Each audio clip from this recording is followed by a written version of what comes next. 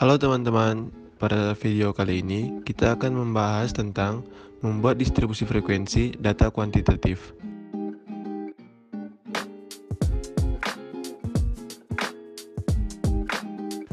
Sekarang kita masuk pada pengertian distribusi frekuensi. Distribusi frekuensi adalah sebuah daftar, tabel atau diagram yang menunjukkan frekuensi berbagai kejadian dalam suatu sampel.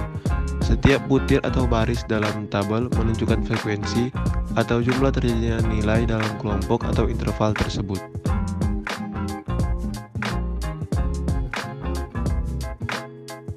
Berikut ini merupakan contoh tabel frekuensi variabel tunggal, yaitu frekuensi masing-masing tanggapan dalam suatu pertanyaan survei.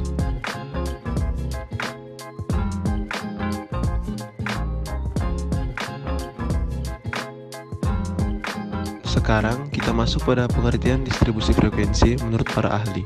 Yang pertama, menurut Hasan pada tahun 2009, distribusi frekuensi adalah susunan data menurut kelas-kelas interval tertentu atau menurut kategori tertentu dalam sebuah daftar. Dan yang kedua, menurut Ridwan pada tahun 2003, distribusi frekuensi adalah penyusunan suatu data mulai dari terkecil sampai terbesar yang membagi banyaknya data ke dalam beberapa kelas. Kegunaan data yang masuk dalam distribusi frekuensi adalah untuk memudahkan dan dalam penyajian mudah dipahami dan mudah dibaca sebagai informasi. Pada gilirannya digunakan untuk perhitungan membuat gambar statistik dalam berbagai bentuk penyajian data.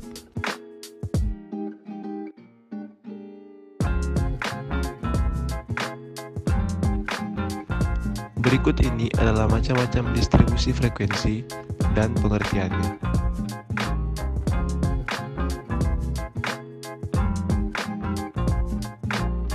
Yang pertama ada distribusi frekuensi biasa. Distribusi frekuensi biasa adalah distribusi frekuensi yang berisikan jumlah frekuensi dari setiap kelompok data.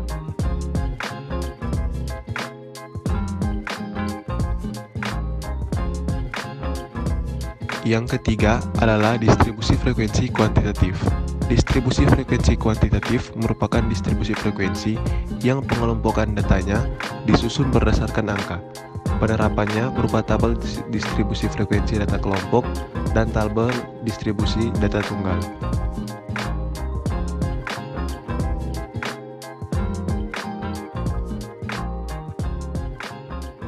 Yang ketiga adalah distribusi frekuensi kuantitatif. Distribusi frekuensi kuantitatif merupakan distribusi frekuensi yang pengelompokan datanya disusun berdasarkan angka. Penerapannya berupa tabel distribusi frekuensi data kelompok dan tabel distribusi data tunggal.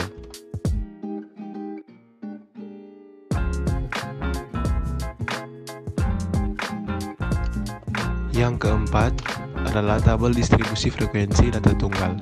Tabel distribusi frekuensi data tunggal adalah jenis tabel distribusi frekuensi yang di dalamnya disajikan angka-angka yang tidak dikelompokkan.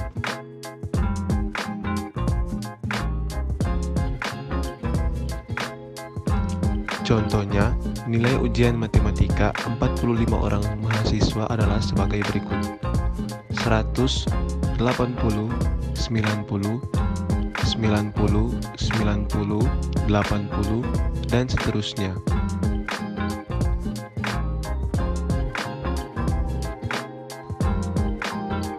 Berikut ini adalah langkah-langkah membuat tabel distribusi frekuensi data tunggal.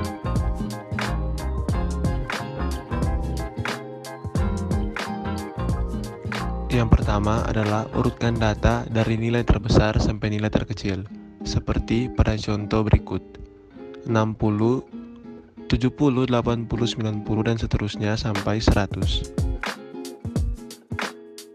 Yang kedua, buat kategori dalam satu kolom, kemudian hitung angka-angka di setiap kategori dalam bentuk tali tabel, seperti pada contoh tabel berikut.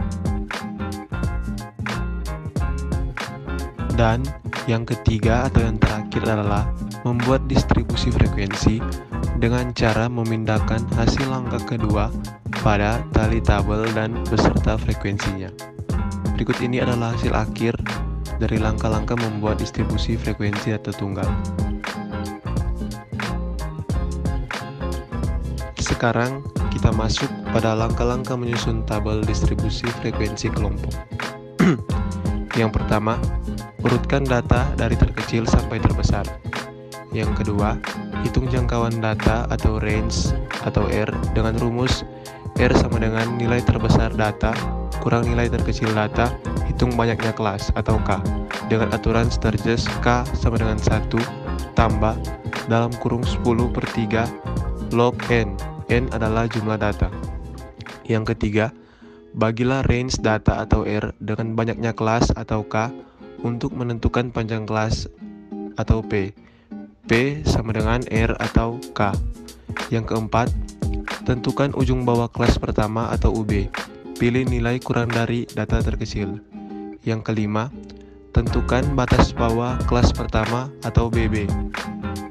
BB sama dengan UB kurang 1/2 SPT. Yang keenam, tentukan ujung atas kelas pertama atau UA. UA sama dengan BA kurang 1/2 SPT. Yang ketujuh, daftarkan semua ujung dengan cara menambahkan panjang kelas pada ujung kelas sebelumnya. Yang ke-8, tentukan frekuensi untuk masing-masing kelas dengan menggunakan turus atau tali. Dan yang terakhir adalah jumlahkan kolom frekuensi dan periksa apakah hasilnya sama dengan banyaknya total pengamatan atau keseluruhan data. Contoh, diketahui distribusi data pengunjung jurnal online Emiter dalam periode bulan Januari selama 30 hari adalah sebagai berikut: 14, 13, 6, 10, 6, 9, 12, 7, 11, 10, 13, 13, 6, 7, 8, 7, 12, 6, 8, 14, 9, 16, 14, 12, 9, 12, 5, 11, 8, 12, dan 14. Berikut ini adalah jawabannya. Yang pertama, data setelah diurutkan: 15, 5, 6, 6, 6, 6, 7, 7, 7, 8, 8, 8, 9, 9, 9, 10, 10, 11, 11, 12, 12, 12, 12, 12, 13, 13, 13, 14, 14, 14, dan 16. Yang kedua, range data adalah nilai minimum sama dengan 5 dan nilai maksimum sama dengan 16R, sama dengan 16 kurang 5 sama dengan 11. Yang ketiga, banyaknya kelas atau K sama dengan 1 tambah 10/3 log 30 sama dengan 5,87 atau pendekatannya sama dengan 6. Yang keempat, panjang kelas atau P sama dengan 11/6 sama dengan 1,83 atau mendekati 2.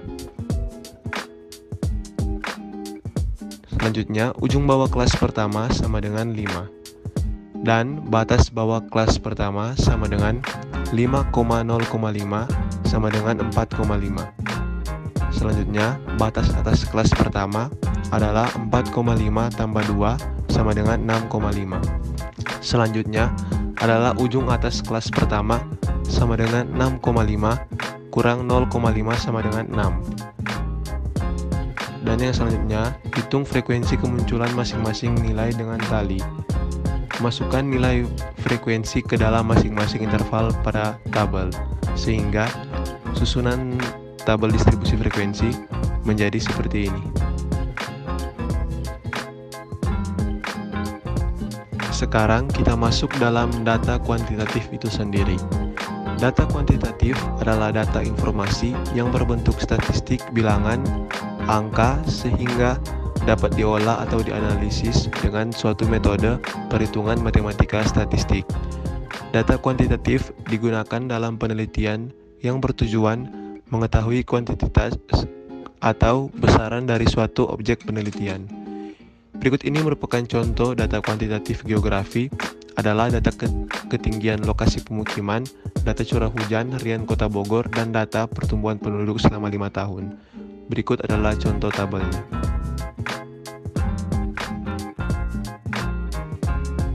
Distribusi frekuensi relatif kadang-kadang dinyatakan dalam bentuk perbandingan, desimal, atau persen. Contoh, distribusi frekuensi relatif nilai ujian akhir mata kuliah statistika seperti pada contoh tabel berikut. Distribusi frekuensi relatif kadang-kadang dinyatakan dalam bentuk perbandingan, desimal, atau persen. Contoh, distribusi frekuensi relatif nilai ujian akhir mata kuliah statistika seperti pada contoh tabel berikut. Sekarang kita masuk pada bagian-bagian distribusi frekuensi. Menurut Hasan, pada tahun 2009, bagian-bagian distribusi frekuensi adalah sebagai berikut. Yang pertama, kelas-kelas. Kelas-kelas adalah kelompok nilai data. Yang kedua adalah batas kelas. Batas kelas adalah nilai-nilai yang membatasi kelas yang satu dengan kelas yang lain. Ada dua macam batas kelas, yaitu yang pertama, batas kelas bawah terdapat di sebelah kiri deretan kelas, dan yang kedua, batas kelas atas terdapat di sebelah kanan deretan kelas. Yang ketiga adalah tepi kelas. Tepi kelas adalah batas kelas yang tidak memiliki lubang untuk angka tertentu antara kelas yang satu dengan kelas yang lain. Tepi kelas ini kegunaannya waktu pembuatan histogram. Apabila atas interval kelas pertama ditambah ujung bawah interval kedua dan dikalikan setengah, maka hasil tersebut dinamakan tepi kelas. Atau ujung bawah interval kelas dikurangi 0,05, 0,5 atau 0,005 tergantung ketelitian data yang dibuat oleh peneliti, dan di ujung kelas atas ditambah 0,5 atau 0,05 atau 0,005, maka nilai itu dinamakan batas kelas. Yang selanjutnya adalah titik tengah kelas. Titik tengah kelas adalah nilai data yang terletak di tengah-tengah kelas. Titik tengah kelas sama dengan 1/2 dalam kurung batas atas kelas tambah batas bawah kelas. Yang selanjutnya adalah interval. Interval adalah selang yang memisahkan kelas yang satu dengan kelas yang lain. Yang selanjutnya adalah panjang interval kelas. Panjang interval kelas adalah jarak antara tepi kelas atas kelas dan tepi bawah kelas. Dan yang terakhir adalah frekuensi kelas. Frekuensi kelas adalah banyaknya data yang termasuk ke dalam kelas tertentu. Contohnya, seperti pada tabel berikut. Dari distribusi frekuensi tersebut, 1. Banyaknya kelas adalah 7. 2. Batas kelas-kelas adalah 9, 21, 22, 34, dan seterusnya. 3. Batas bawah kelas adalah 9, 22, 35, 48, 61, 74, dan 87. 4. Batas atas kelas-kelas adalah 21, 34, 47, 60, 73, 86, dan 99. 5. Tepi bawah kelas adalah 8,5, 21,5, 34,5, 47,5, 60,5, 73,5, dan 86,5.